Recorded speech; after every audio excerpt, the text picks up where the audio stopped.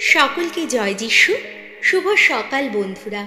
আজকের বাণী এজেকিয়েল ৩৬ অধ্যায় পদ সংখ্যা ২২। তাই ইসরায়েল বংশের মানুষদের তুমি এবার এই কথা বলো, স্বয়ং প্রভু ভগবান এই কথা বলছেন।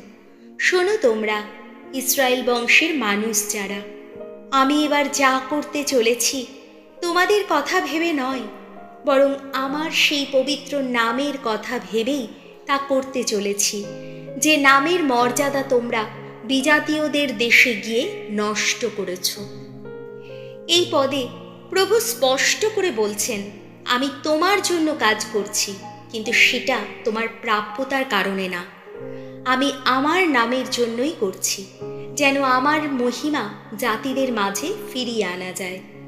আমরা অনেক সময় ভাবি ঈশ্বর আমাদের আশীর্বাদ করছেন কারণ আমি প্রার্থনা করেছি, সেবা করেছি, ভালো কিছু কাজ করেছি।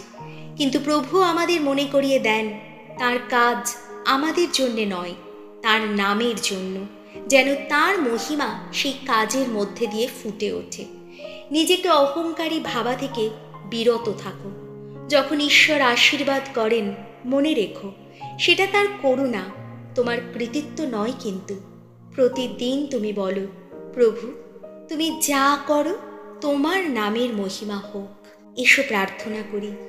হে প্রভু, আমি বুঝি তুমি আমাকে যা দাও তা আমার প্রাপ্য নয়, তা সবই তোমার দয়া।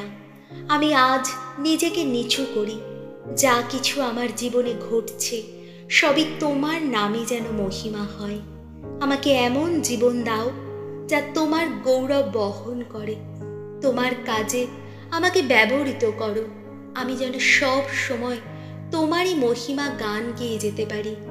এই সকল প্রার্থনা করি আমাদের প্রভু যীশু খ্রিস্টের নামে, আমেন।